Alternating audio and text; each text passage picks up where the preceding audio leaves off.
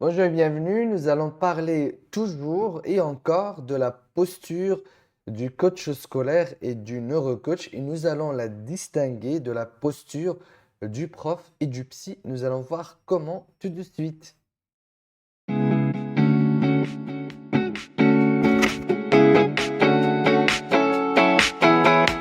Alors, je m'appelle Faisal Afidi, je suis CEO et fondateur de Learning Coach. Alors, Learning Coach est une société spécialisée dans le coaching des élèves et des étudiants à travers des méthodologies bien mises en place par Learning Coach en neurocoaching et en coaching scolaire.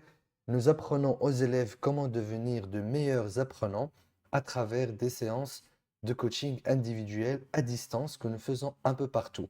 Si vous aussi vous souhaitez devenir neurocoach et coach scolaire et donc un learning coach, vous devez vous postuler sur le lien en bas de cette vidéo. Nous allons vous contacter et vous expliquer notre parcours qui a une qui est composé de 4 certifications. Donc un certificat en technicien du bonheur. On commence par travailler sur soi. Ensuite, un certificat de coach de vie, ce qu'on appelle ingénieur du bonheur. Et ensuite, on se spécialise dans le coaching scolaire et ensuite en neurocoaching. Alors maintenant, nous allons parler, donc si tout cela vous intéresse, bien sûr, vous pouvez aller sur le lien en bas de cette vidéo. Maintenant, nous allons parler donc de la posture du coach scolaire. Nous avons déjà évoqué lors de la vidéo précédente l'importance de la posture et qu'est-ce que la posture du coach scolaire et pourquoi il est fondamental dans l'accompagnement. Euh, Chose que je n'ai peut-être pas encore développée malgré que c'était prévu dans le titre, c'est la posture du coach avant les outils. J'en ai parlé, mais je ne l'ai pas spécifié. C'est que le coach, le coach scolaire en tout cas, il est là, il accompagne par sa présence. Il accompagne par son outil fondamental qui est donc le questionnement et son approche bien évidemment de l'éducation et surtout par sa mission d'aider, comme on l'a dit auparavant, les élèves et les étudiants à apprendre efficacement, de manière autonome, à retrouver leur motivation et à surtout apprendre des choses que leur école leur impose souvent. Alors maintenant, quelle est la différence entre la posture du coach scolaire, du prof et du psy?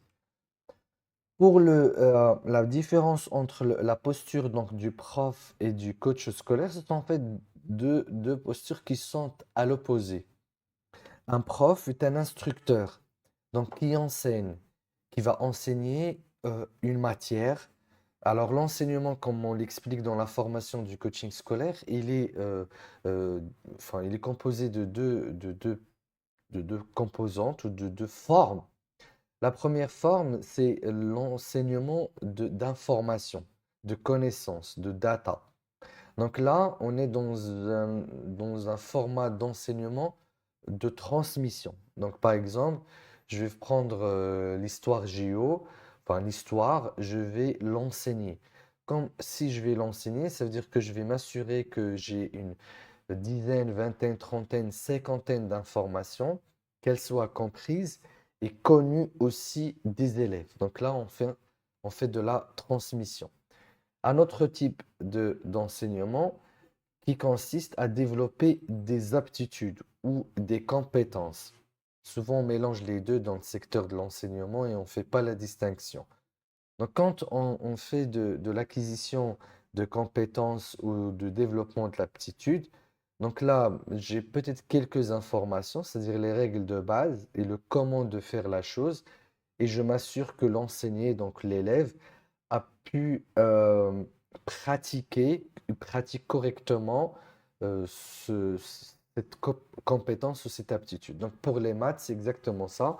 Donc pour les maths, il y a des aptitudes à avoir, une capacité à faire des calculs, à résoudre des équations, à mesurer des choses. Donc parfois j'ai besoin de règles, j'ai souvent besoin de règles, j'ai souvent surtout besoin de voir comment la chose se fait. Et puis une fois on explique comment la chose se fait, on commence à entraîner.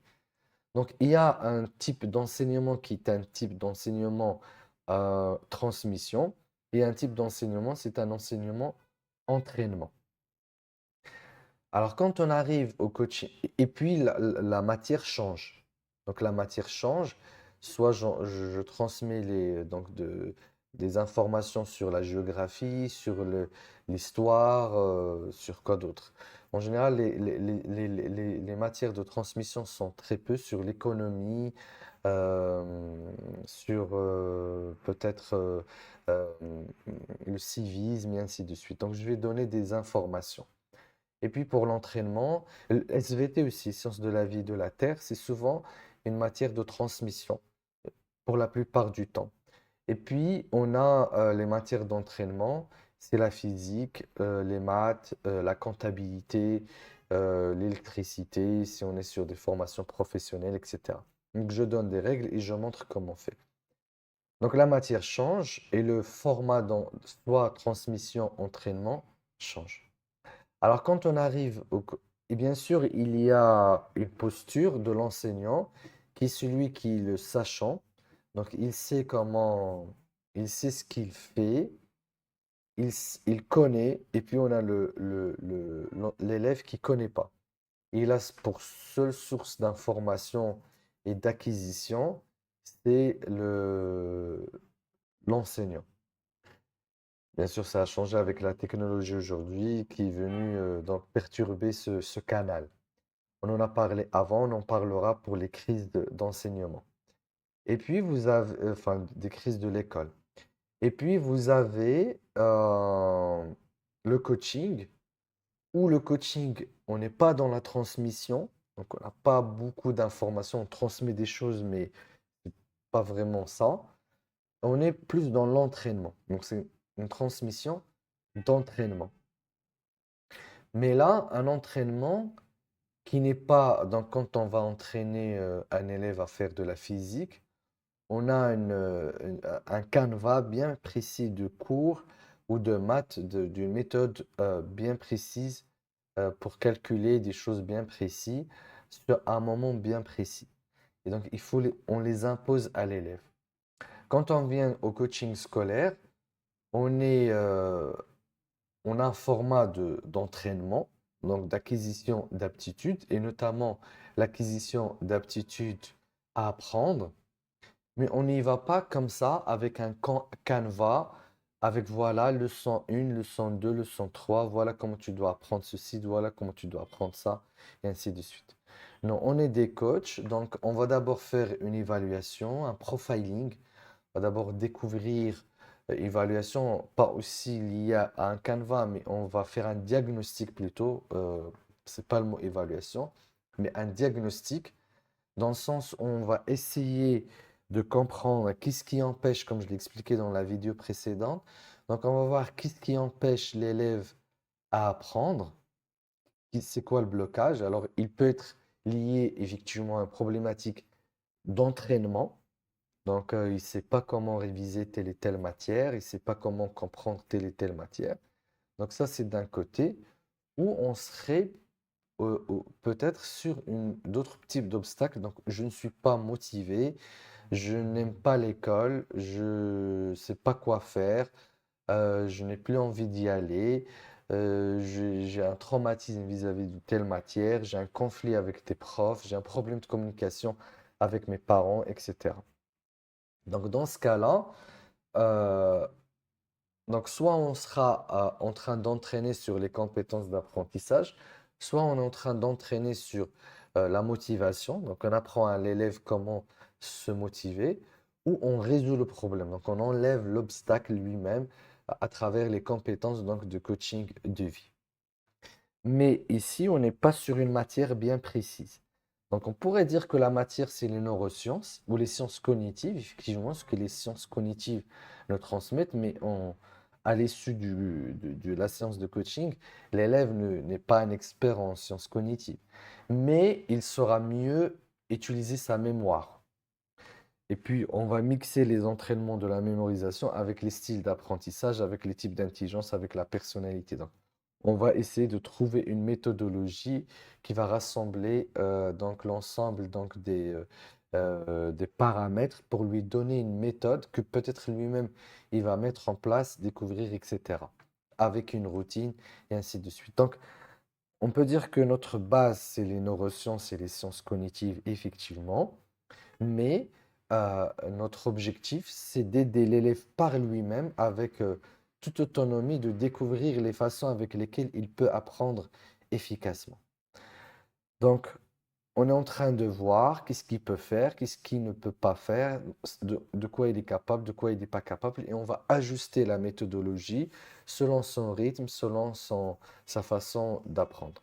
Donc, on a peut-être le même socle, la même compétence, mais elle sera transmise, entraînée et acquise différemment selon d'un élève à un autre. C'est pour ça qu'on ne fait pas un cours. Donc, on ne fait pas aux élèves des cours sur la mémoire, sur la concentration, et puis ils vont passer un quiz ou un examen, ils vont devenir très bons sur la connaissance donc, de ces savoirs, mais on va l'entraîner selon ses besoins, selon ses blocages, selon sa personnalité, à lui-même être capable donc d'utiliser ses connaissances sur la mémoire et de les appliquer à son quotidien et à ses matières aussi.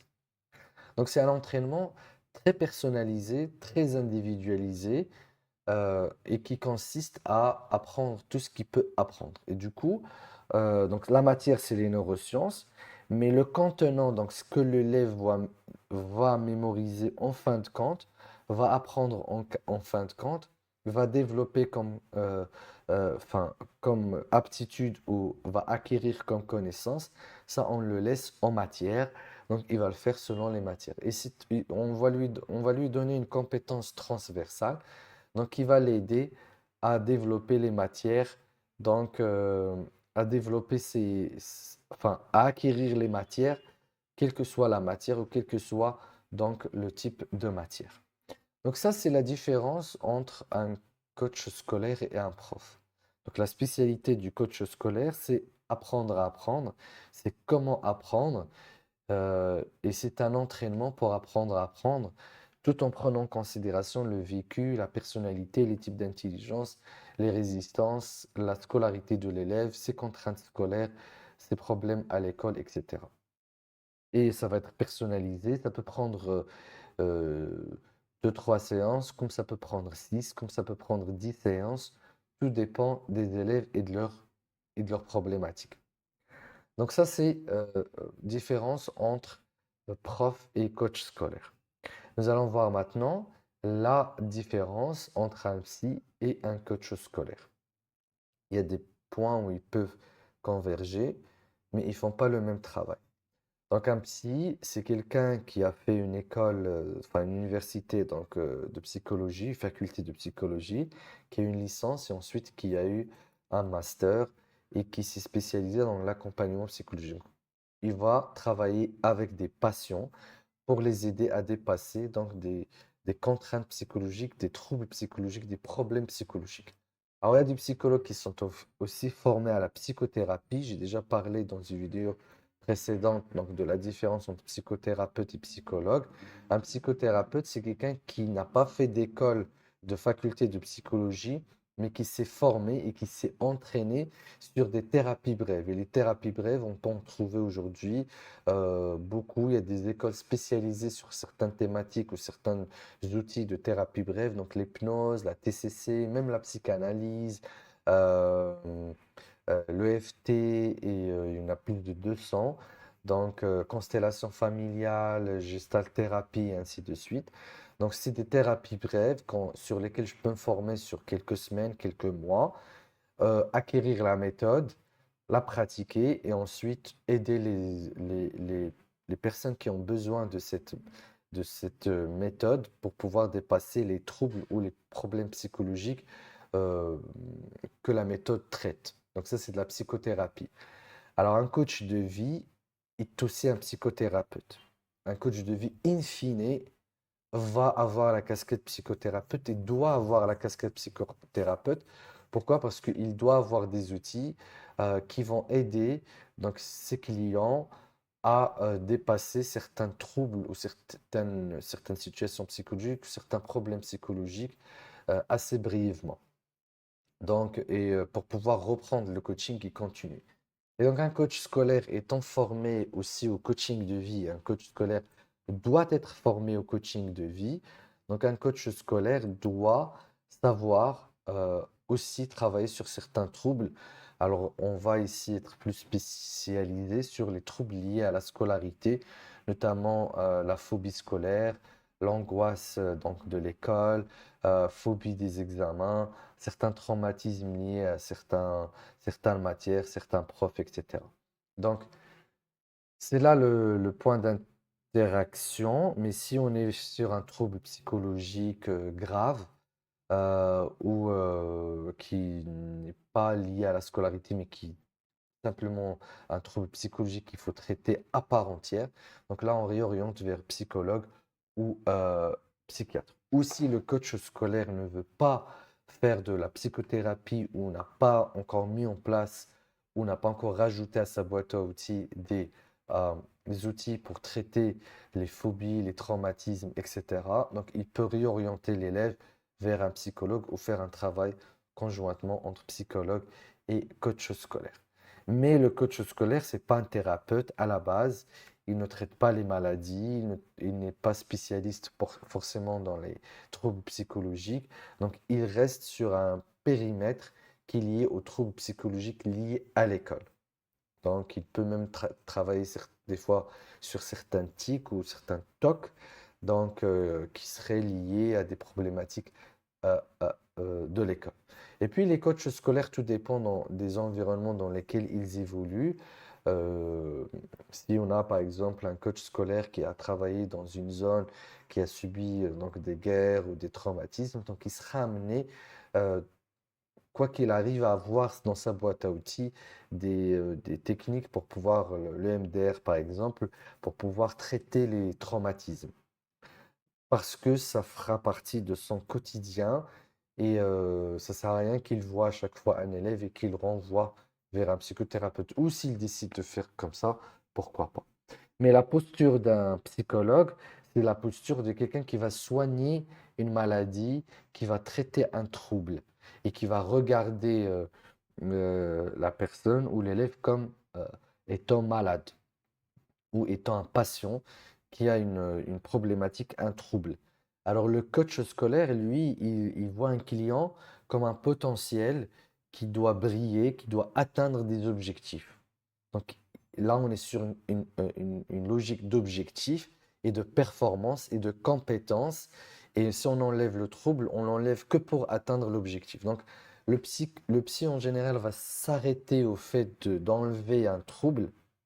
Donc une fois c'est guéri, c'est bon. Et le coach peut reprendre son travail parce que le coach, il aura toujours, il faut atteindre un objectif. Il y a une performance et un objectif à atteindre. Donc le psy va dire, OK, moi je t'ai soigné, c'est bon, il n'y a plus rien, il y a plus rien à traiter.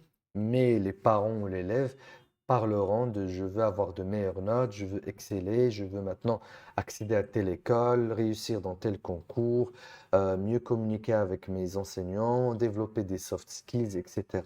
Et donc là, le coach scolaire va intervenir pour atteindre donc les objectifs et travailler sur un plan d'action, sur des astuces, sur une méthodologie pour donc atteindre ces objectifs.